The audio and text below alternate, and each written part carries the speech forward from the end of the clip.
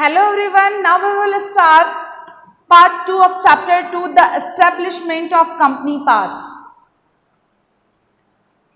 Let's start part second of chapter 2, the British East India Company.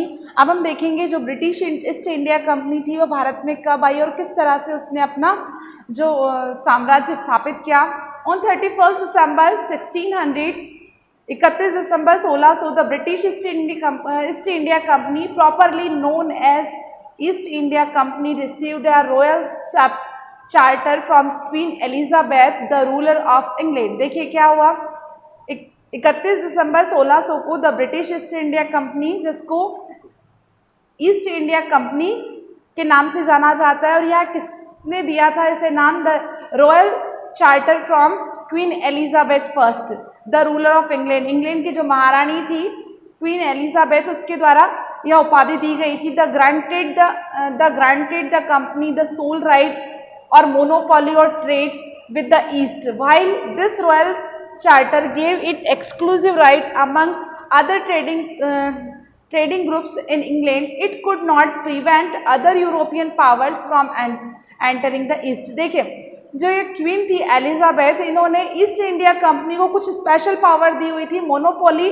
दी हुई थी, मतलब उनका एकाधिकार था किस पर, ईस्ट पर, कि वह अपना बिजनेस या अपना जो व्यवसाय है वो यहाँ पर एक्सटेंड करें।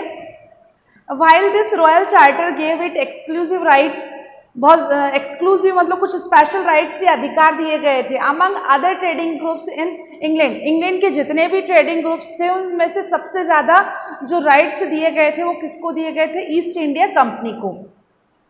In 1612 the East India Company established a factory at Surat after receiving a fireman from the Mughal king. अब क्या हुआ, 1612 में the East India company established, east India company ने एक फैक्ट्री स्टैब्लिश्ड की, कहाँ पर, सूरत में।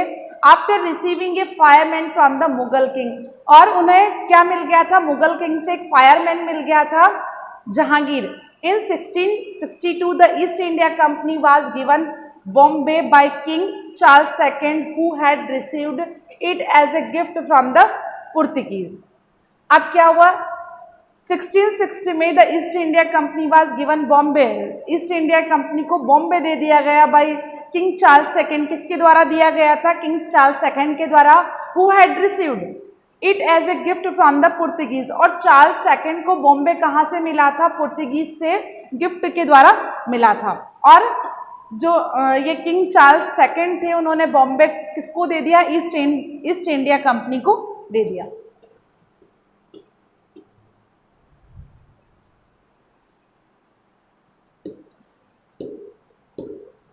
देखिए,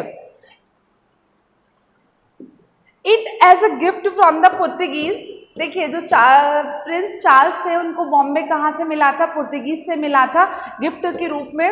on his marriage to Portuguese princess, जब उन्होंने पुर्तगीज प्रिंसेस से शादी की तो गिफ्ट में उन्हें बॉम्बे मिला।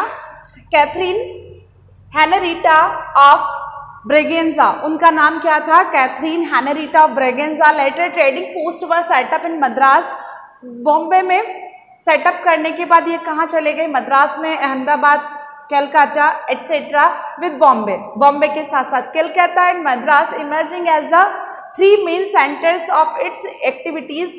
अब देखिए इनकी 3 मेन सेंटर्स हो चुके थे, Bombay, Calcutta and Madras. These were later fortified, और बाद में ये फोर्टिफाइड बन गए। दे even began to marshal large armies made up of Indian soldiers and British officials to protect themselves and their trade. अब उन्होंने क्या किया, they even began to marshal large armies made up, उन्होंने अपनी large armies बनाई, किससे बनाई, of Indian soldiers के, और उनके जो ऑफिसर्स थे वो कौन थे, ब्रिटिशर्स इनके ऑफिसर्स थे। टू प्रोटेक्ट देम स्लेव्स, और उन्होंने ये आर्मीज क्यों बनाई थी, अपने आप को प्रोटेक्ट करने के लिए, एंड देयर ट्रेड, और उनके व्यापार और व्यवसाय को प्रोटेक्ट करने के लिए उन्होंने ये आर्मीज बनाई थी। Next, the French East India company, the Portuguese, the Dutch, the Danish and the French company set up their trading post and factories in India.